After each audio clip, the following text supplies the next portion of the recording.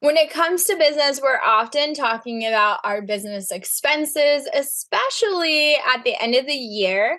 And that's a really fun topic. But one of the things that I wanted to kind of do a spin on was the things that I don't buy in my business. If you're new here, my name is Anita. I'm a video marketing and social media strategist. I run a multiple six-figure business and I homeschool my two kids. And the list of what I don't buy might be interesting to you. If you're new here, I want you to join my Facebook group, Video Marketing for Entrepreneurs. It's a place where you can use to leverage video, and video has been the biggest moneymaker in my business. Definitely recommend using video. I'm going to dive into 5 things that I don't pay for in my business. And this is true as of 2023. And number 5 might surprise you. So definitely stay tuned. All right. Thing number 1 that I do not buy is coaching from people who don't have the results that I want.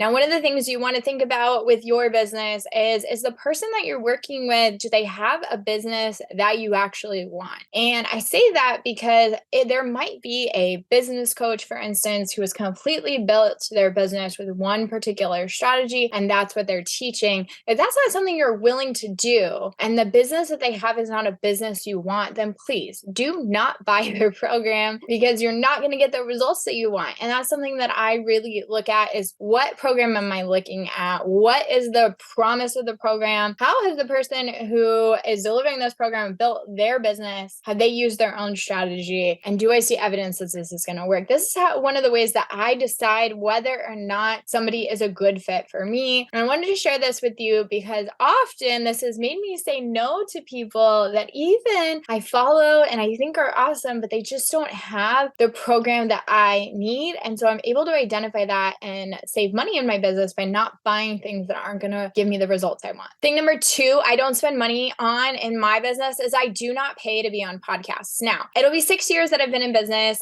coming this June, and it's very often in my email inbox that I get invited to be interviewed or to be on podcasts or to be in different things. And it's somebody pitching me often for a paid offer. Now, absolutely, I get tons of emails of people inviting me into being on their podcast for free, which is exactly how this should go. But for everybody who has emailed me and said, hey, I'd love for you to be on my podcast and it's X number of dollars to be on there, sorry, I'm out. And the reason that I'm out is there's so many opportunities for you to get visible in your business. And I'm not going to pay for promotions on somebody else's platform when I really look for collaboration. And I also have noticed that often the people who are charging to invite people onto their podcast don't actually have a platform of people that I want to be featured to. So it's ended up working out. Now, if the right opportunity came up at some point and it was like the perfect opportunity for me, would I consider it? Sure. None of these things are going to be like hard and fast, but as a general truth, and so far in my business, I have not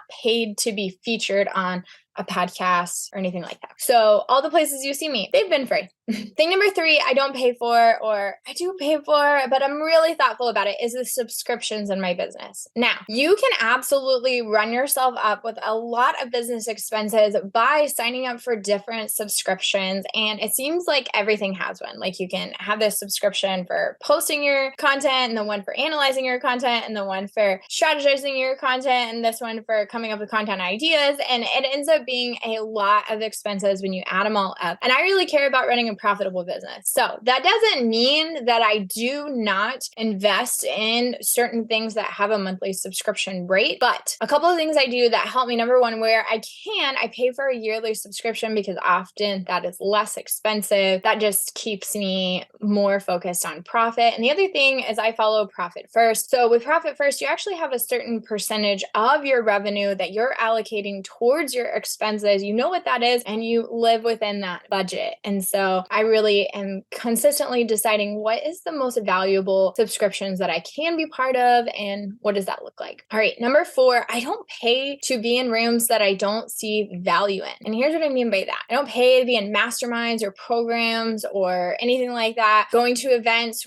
just because maybe I know people there, or I really like the topic they're discussing, or maybe I'd really like to see the particular particular speaker that might be on stage or because my friends are going. While all of that is super fun, when I think about making investments in my business, I really look at what's going to be the best next step for me to reach my goals, to grow my business, to really become the next version of myself, or to get the next skill I need to be a better business owner. And so while all of those other things are fun, one of the things that I really have focused on is being thoughtful with the investments I make. Maybe that's something that is helpful to someone listening. Just because all your friends are going to the particular event, you don't have to go. And here's something you might think that's surprising, but not if you've been following me for a while. Number 5, I do not pay for ads. Now, I've built my business completely through video marketing and social media strategy. And because I have done that, it's something that I also do for my clients. And so I have not run ads in my business. And no shade to you if you run ads. That is one strategy where you can absolutely grow your business. But for me, there was a time in my business where I didn't have the money to run ads, and I needed to find another way to grow my business that was going to maintain a sustainable amount of income and continue to grow. And so I started looking for something other than ads because I honestly didn't have the money to put in ads. Well, then my business grew using video marketing, and I had the money to put in ads, and I've chosen up until this point to not run ads in my business. And I have continued to do that because I want to continue to see the impact that using the strategies that I do for my clients actually creates in my own business. That's been a really fun thing to track. And for now, that's what I'm willing to do. So if you're wondering, can you run a business in 2023 without ads? Absolutely. And many of my clients have actually turned off their ads because they're getting results from the work that we're doing together. So if you're watching this video and you're wondering, what does it look like to grow your business without ads? Definitely visit my website and click the work with me button, fill out the application, and we can talk about what it will look like for your business to grow without ads in 2023. Now, if you liked this video